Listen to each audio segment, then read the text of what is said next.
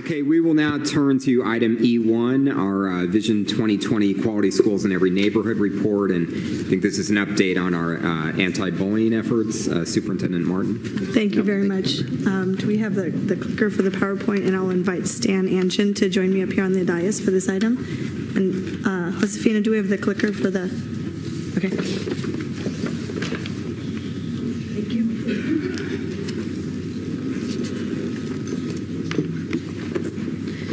This is an update on our LCAP Goal 4, positive school environment, climate, and culture with equity at the core and support for the whole child, and our district's commitment under LCAP Goal 4. Specifically, we've done several updates on this item, but specifically tonight, we'll talk about our commitment in this area. And let's go back to where we began. Thank you for joining me up here, Mr. Anjan. He'll be joining me for part of this presentation. But our overall commitment that started here on the dais was to ensure that our schools are safe learning spaces for all students, for each and every student. And when we define equity in San Diego Unified, we define equity that in a way that each and every student gets what he or she needs in the way that they need it, when they need it. And what we know is that students can't learn when they're fearful. And we know that bullying is a way that students can become fearful, and it interrupts their ability to learn. So bullying is not tolerated in our district in any form. We've committed to practices at our schools that are culturally responsive, and we've ensured that we have adequate social, emotional supports and services to exist for students who may need them. We are committed to restorative practices and to trauma-informed practices as well across the system. So inside those commitments, I want to take us back to November 10th, 2015, when we made our proclamation recognizing the Council on American Islamic Relations, CARE organization. And we have many members from CARE here this evening, and we appreciate the support and the partnership. And on November 10th, this board specifically recognized CARE for its 10 years of teaching students to accept and honor religious and cultural differences among their peers.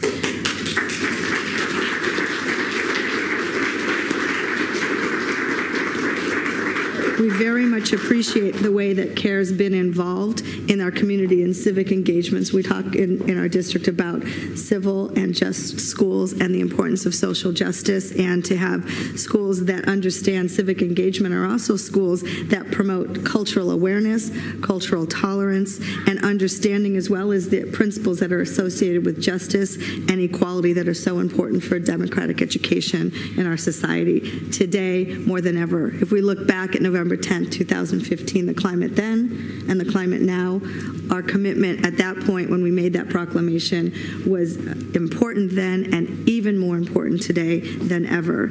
At that point, we looked at the work that CARE had drafted around they had a well-researched report on bullying that we paid close attention to, and we saw the assistance that CARE is providing to mediate situations that involve discrimination. Then we can fast forward to a call to action. Once we passed that proclamation on July 26, 2016, it was this board's call to action directing myself, the district, to develop a plan that would address Islamophobia and discrimination against specifically Muslim students and their families.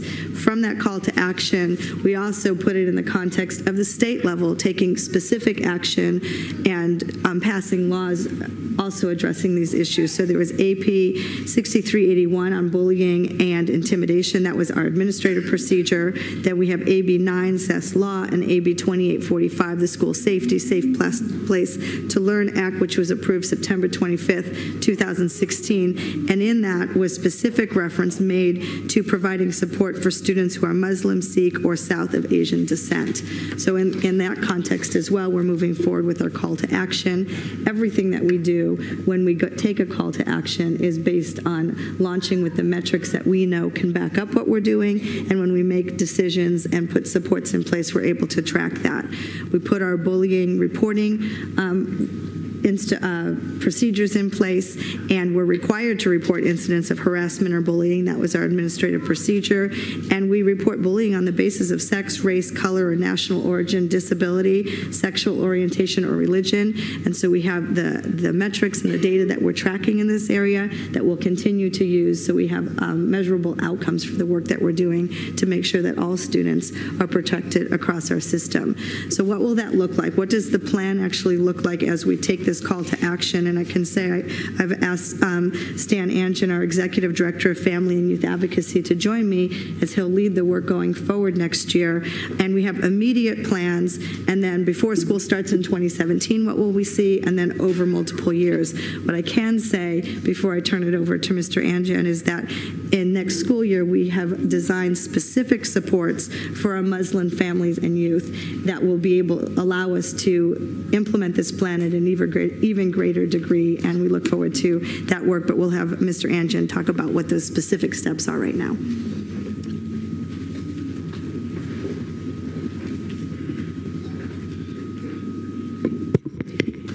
Good evening. So, in ensuring that we continue this strong commitment to the safety and well-being, as well as the protection of all students we collectively serve, we've initiated 3-tiered approaches, our superintendent has mentioned, as it pertains to Islamophobia and the discrimination against Muslim students and their families. We've developed immediate action steps to be taken before the school year, and then actions that we will implement over the course of many years. As a district, we will be addressing the action plans in ways that protect, support, and make a positive impact for our staff, our students, and our families, as well as the communities that we serve.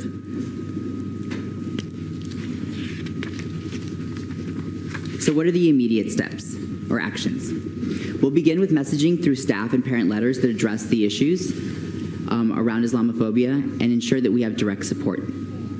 Our team will review the district calendar to ensure Muslim holidays are recognized and that we're all aware of the cultural,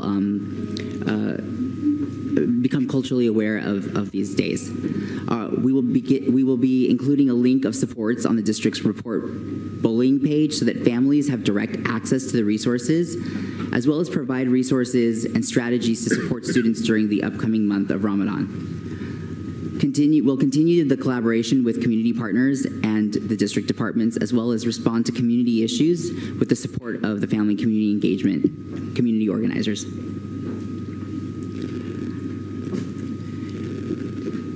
So the action steps that we'll take before the school year begins. We'll review and vet materials related to Muslim culture and the history at the Instructional Media Center or in the video libraries that we currently house. We'll provide resources and materials for teachers on the History Social Science page in collaboration with our Leadership and Learning Department.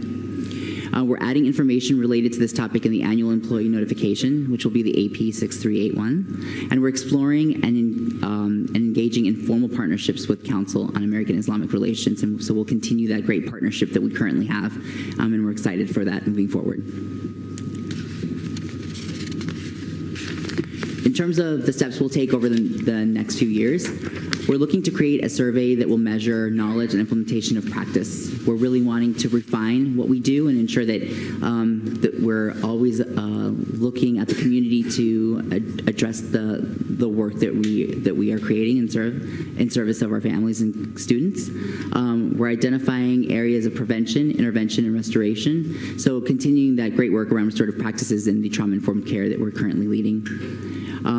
Provide a series of professional development opportunities for staff related to awareness and advocacy for Muslim culture, as well as provide practical tools for educators regarding Islamic religious practices and the accommodations in the schools that we have. In terms of how we will impact the students through student empowerment, we're creating opportunities for the students to come together and share out their successes and challenges in service of unity. So we're really looking at it from a comprehensive and collective way in which we're building community around this work.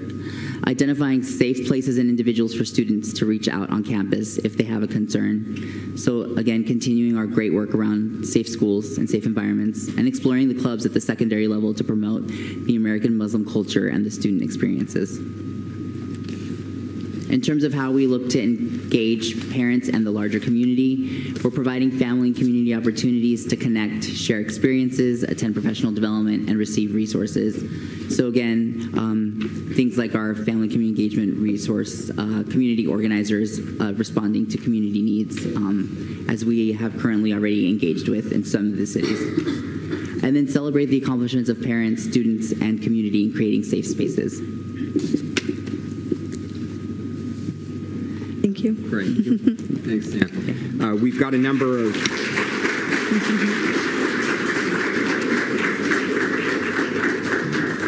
public speakers will allow 3 minutes apiece. Linda Williams, Simone Arias, Valerie Shields, Fayaz Nawabi, Hanif Mohebi, David Patterson, and John Michno. Please come forward.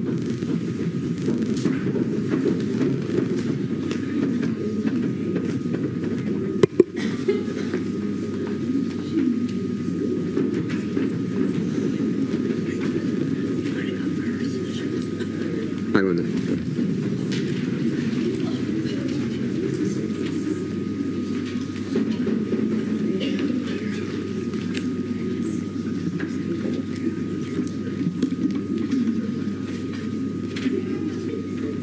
Go ahead, Linda. Oh, I'm sorry. I was waiting for the green light.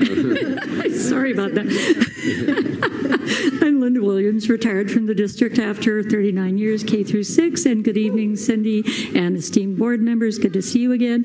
And I have some show and tell items, as a good K-6 teacher does.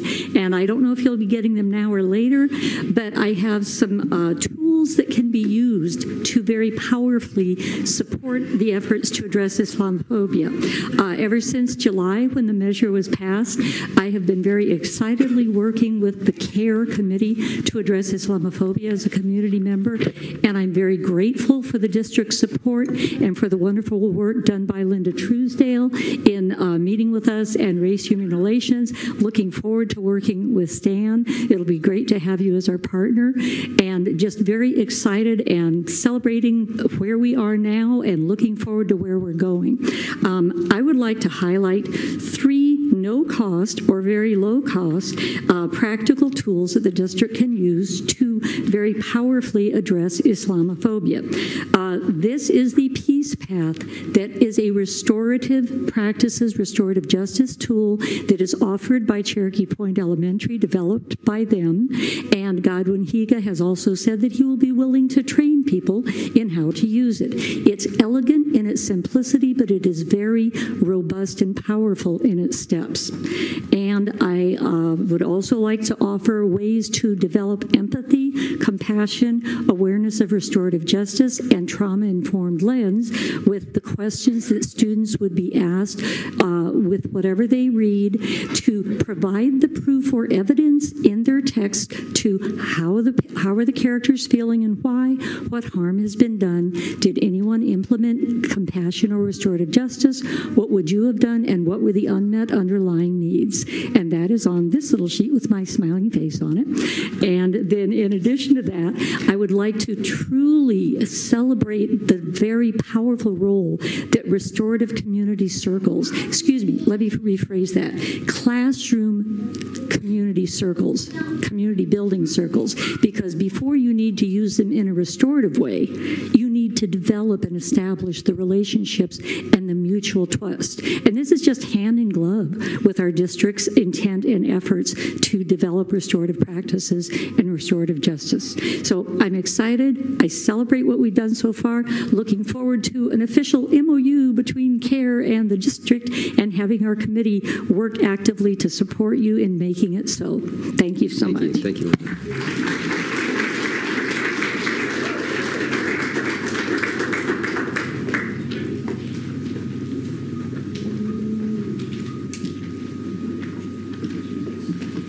Hello, I'm Simone Arias. I'm a retired teacher. I taught English, social studies, journalism for 30 years in the district. And over those past 30 years, I've collaborated with fellow teachers to provide an inclusive environment. This involved expanding curricula in Latin American studies, African studies, Asian studies, so all students could be introduced to a world of ideas. However, one area of deficit remains today: Islamic studies. Although Muslims were on Columbus's ship and have been a significant community in San Diego for more than 25 years, this community is largely misunderstood. At times, ignorance and fear have led to overt verbal attacks and worse, that must be countered through education. Knowledge of Islamic contributions in literature, history, art, music, math, and science would enlighten students and staff to better understand Muslim heritage. To address Islamophobia, our CARE committee has held conversations with the County Office of Education and professors at San Diego State University who are willing to assist with programs to address academic and social needs in K-12 classrooms and counseling areas. We look forward to actualizing with credibility the commitment the board and district has made or have made to ensure equity for all, including restorative justice efforts as outlined by my peers here. So thank you for your time and attention. Thank you. Okay.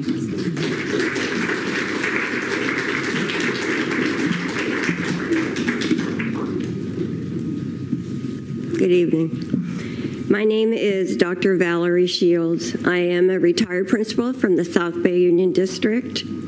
I'm also a native San Diegan and a privilege to be a member of the CARE Education Committee to address Islamophobia.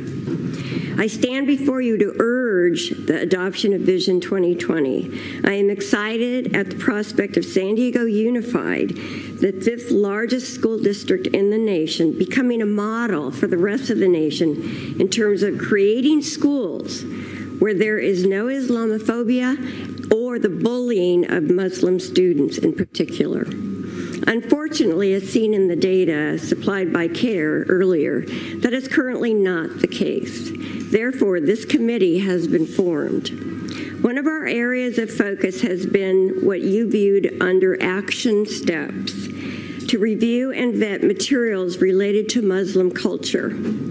With the help of Margot Denton, the head librarian of the district, and the IMC staff, we were able to identify those books currently vetted and available in the IMC for checkout by district teachers. Where appropriate, texts not already vetted and owned by the district have been vetted by Margot so that when purchased, hopefully by you, they could be made available. These are some of the books here. I won't bother passing them around, but we have spent a lot of time making sure that these are appropriate for students to read. We decided to focus on these bare minimum of 20 books each, per grade level, per title, and this was for K1, 2 through 5, and so on. Given current budget constraints, though many, many more of these books should be purchased, we realize that this is unrealistic. These same books come with teachers' guides, activities, and discussion questions in the hope that the easier we make this prospect for teachers, the more motivated they will be to use them. The Muslim holiday of Ramadan will soon be upon us. It's at the end of May, and we are hoping to plan this as a possible jumping off point to communicate with staff about utilizing these books in their classrooms and to expose the students to possible online resources as well. It has been my experience that knowledge leads to understanding, and understanding is the key to preventing prejudice, racism, and bullying. I joined this committee because its initial focus was on bullying, and as a former principal, I never tolerated bullying. But the issue is so much greater than that, and one that every American citizen needs to be responsible for. My grandparents were immigrants from Wales and Ireland. Everybody in this country has parents, grandparents, or ancestors who came from somewhere else. And now we need to remember that. This is a nation that welcomes all people, not one that hunts them down, turns them away, or bullies them. And our children need to know that. No child is born a bully or a racist. Thank you.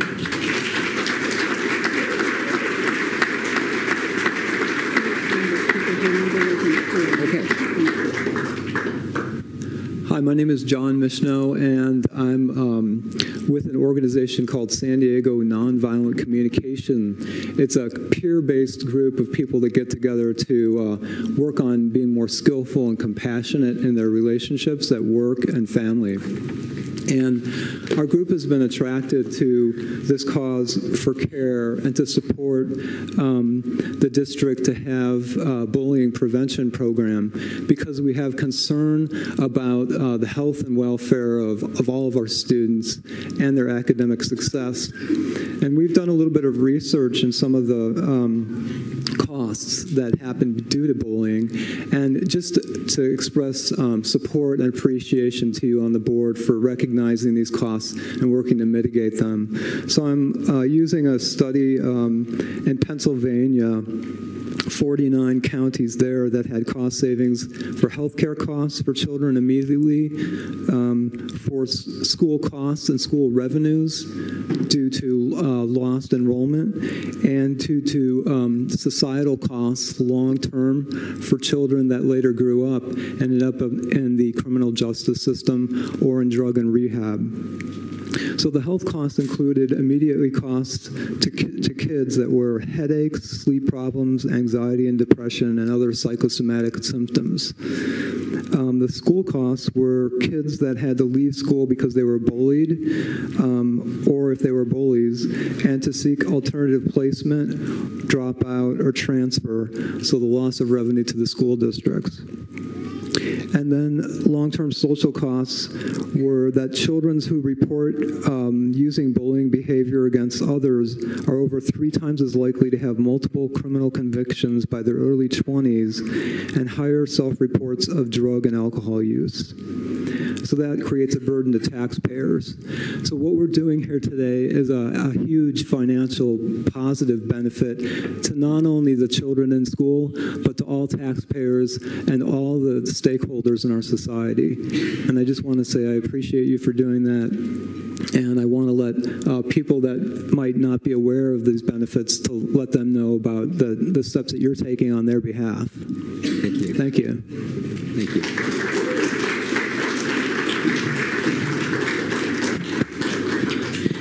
My name is Fayaz Nawabi, and I sit on the Trustee Advisory Council for the San Diego Community College District, and I look forward to the joint meeting that we'll be having in the next couple of weeks. And I want to thank you all for supporting San Diego Promise Program. I think that's a wonderful program.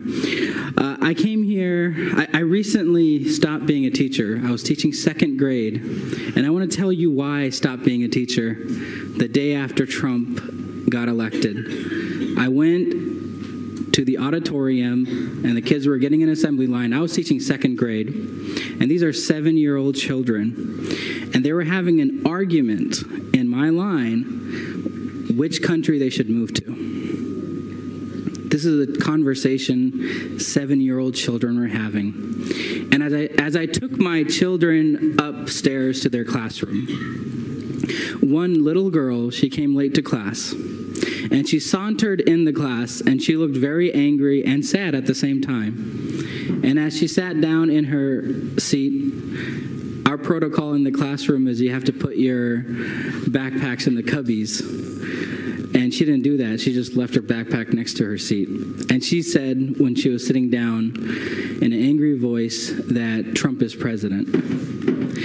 And a student next to her told her that you should not care that Trump is president. And she said, I care, I'm going to care because I might get kicked out of this country. This is a conversation a 7-year-old is having. After that day, I was just contemplating, you're a teacher, you have to keep that brave face and make these kids happy and make them, believe in the world, believe in hope and things of this nature.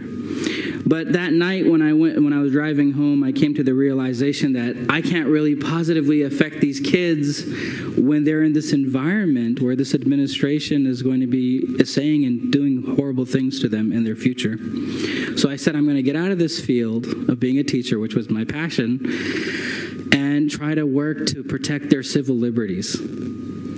And one of the biggest programs that came up on the docket was this anti-bullying program that you all are all working on right now.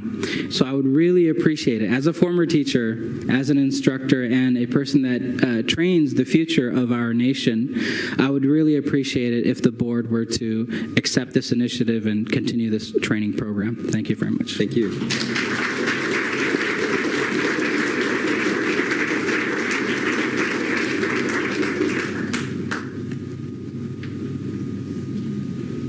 I'm sorry, Wendy Patterson? Is it? Yeah. Oh, go ahead, Hanif. Yeah. My apologies. Hi, Hanif Mohebi with Council on American Islamic Relation, San Diego office. I'm the executive director. We have come a long way. So I want to take this time to first and foremost thank the board members. It was your leadership that allowed us to go back and come up with this plan. So thank you very much. I want to thank Cindy Martin. Thank you very much for your work. Linda Truesdale, Race and Human Relations Department, for working with us for many, many years. So this is not a new partnership, but I'm looking forward and I'm very excited for the future of it. The plan itself is a great first step. And I say it's a great first step because we're really, the task is very deep, very heavy. This is a great first step. We are looking forward to obviously a written, detailed MOU and a great partnership to move forward. We're also hoping to make sure that this plan that we have is not just words, and it's rolled out in a quality fashion, in a way that there's a quality check and there's also proper investments. And finally, I truly believe that if we do this right, San Diego Unified School District would be the leading school district in the nation to come up with a robust and beautiful anti-bullying and anti-Islamophobia program. So I'm really happy that we are going towards the right direction. I am excited, but also I am careful, I'm cautious, because the work ahead is something that we will all be responsible for, because it is for all of us. So on a personal level, I've always defended justice and the rights of every single student, regardless of who they are, what community. But what really now pushes me extra forward is I'm a father of a 3-month-old daughter. Congratulations. And I really look forward for a day that my daughter does not have to go through a school district that would look at her and essentially demean her or give her less than satisfactory because of her religion or color or creed or anything else. Thank you very much. I appreciate your work.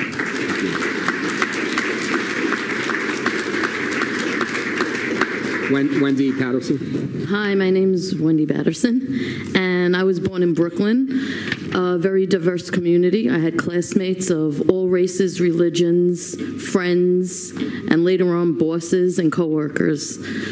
I believe in diversity, and I helped lead Women's March because we all marched under the unity principle of Muslim rights, immigrant rights, all different rights. So I also am the descendant of a Jewish family that fled World War I, and I had family that fled World War II. They had two different experiences. The family that fled World War I were welcomed here. The family that fled World War II was sent back and died in concentration camps. I believe if we minimize anybody, we minimize ourselves, and it starts with children teaching tolerance and love. So you have the most important lives in your hand so we don't repeat history. If we go after Mexicans, if we go after Muslims, if we go after Jews, if we go after gay people, we are destroying the fabric of what made this country great, which is everybody. So I really hope you start at home with the children, giving them every opportunity to learn peace and tolerance and acceptance of each other. And I hope you vote yes on this. Thank you. Thank you.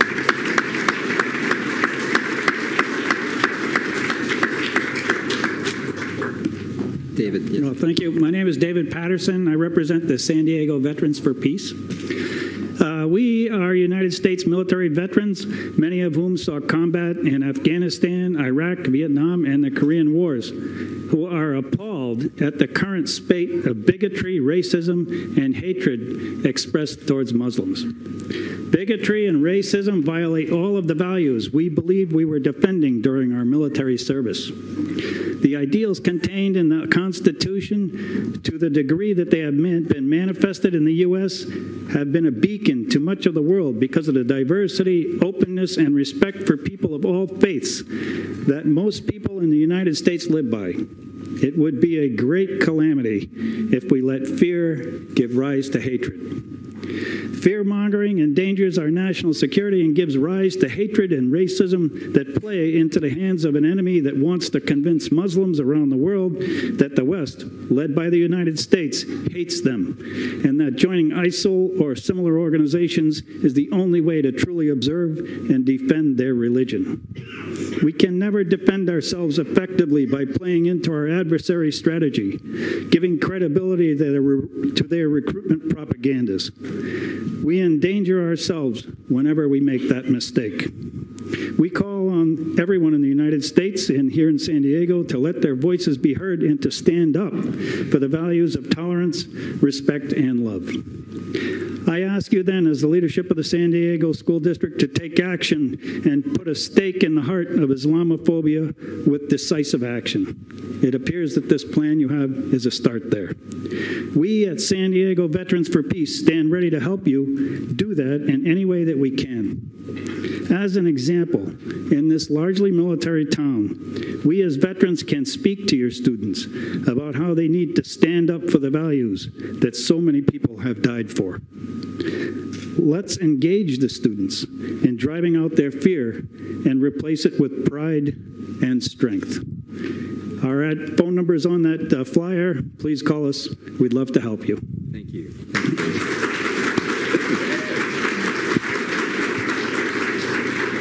Okay, could we get a motion and second to adopt the plan? So moved. Thank you. Do we have a second? Okay, and board discussion. Dr. Whitehurst-Payne, do you want to kick off?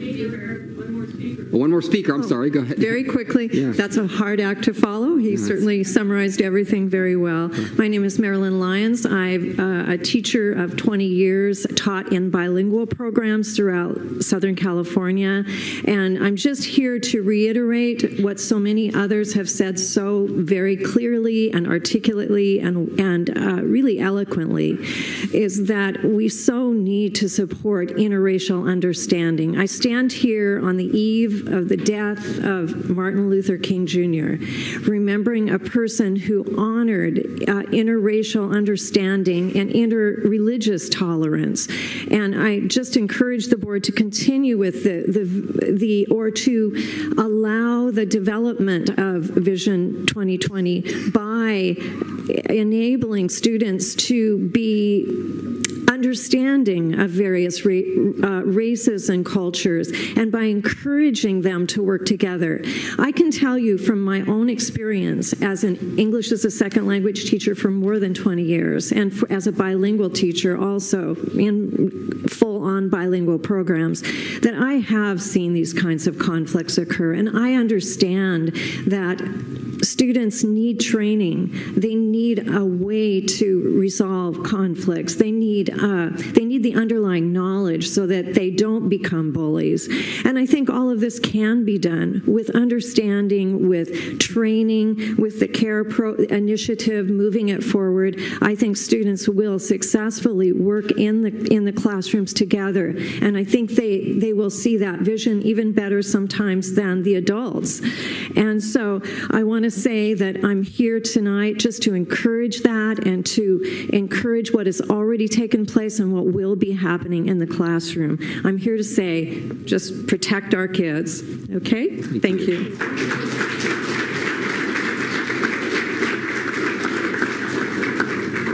Okay, we have a motion in a second. Dr. Whitehurst-Payne, go ahead. I would just like to say thank you for bringing forward this proposal. Unfortunately, as we move forward, there's a period and a time, there are issues that we must address head on. And this is an issue right now that we really cannot back away from. It is not acceptable to bully children or anyone in America. And I can speak for us in San Diego Unified because of their race, religion, and these are old laws that, you know, I don't know whether or not everyone realizes it, but it's a law. You cannot discriminate against people because of their religion, their race, their gender, etc. And it seems like periodically we have to go back and revisit those issues, and now it's more important than ever that we as a school district and we as individuals definitely support this proposal. Thank you for this initial step, and you have my support. Thank you.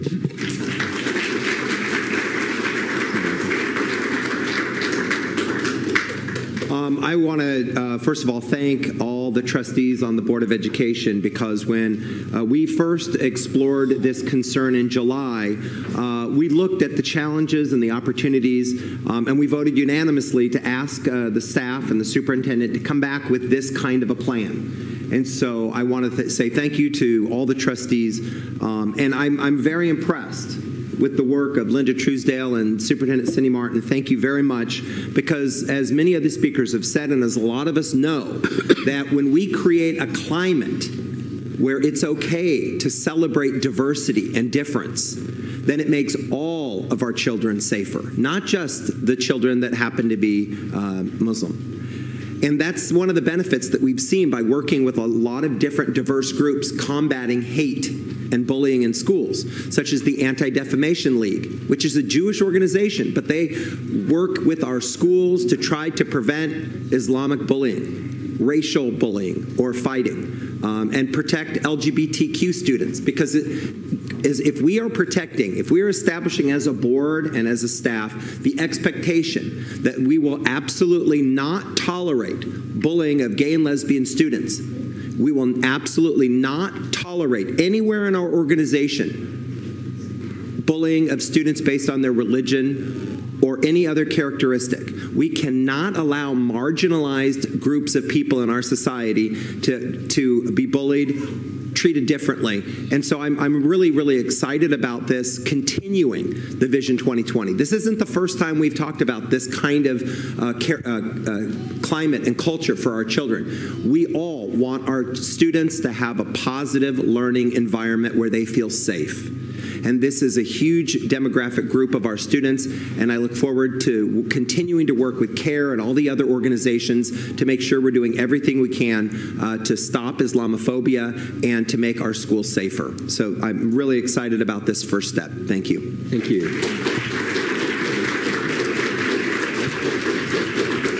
I want to thank all of those who came and spoke today. Such a diverse group of speakers, representatives of CARE, Veterans for Peace, some of our retired teachers, a person from Brooklyn, and a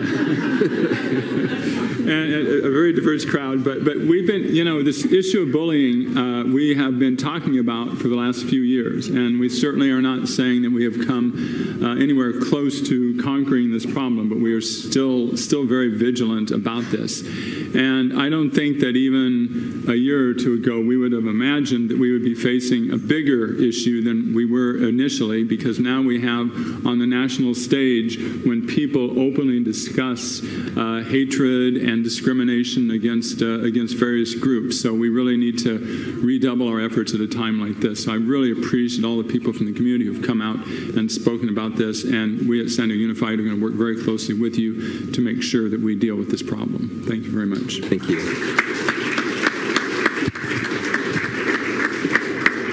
Now, I want to, first of all, thank our board and the leadership of Vice President Beiser on this issue, and certainly thank Superintendent Martin and Stan and Linda and our staff. There's so much incredible power here in this room tonight and in our community. And I certainly thank the offers, and more than offers, the commitment to partnership that we see, whether it's from CARE or Veterans for Peace or many of the different organizations and individuals who are already working with us on this plan. But I think what this clarifies is competing definitions of power, and that, I think, is what's going on right now in our country. I think we have one definition of power, which is power to pick on other people, power to bully people, power to attempt to marginalize people, single people out, and discriminate against them. That's one definition of power. And there's another definition of power that we're seeing come alive tonight, which is when we come together as a community, and first of all say, as a threshold, we will protect our kids. But then we go so far beyond that threshold, and we work to understand each other, to celebrate each other, and to grow, each of us as individuals and then as a community, because of what we have together as a community. That's a very powerful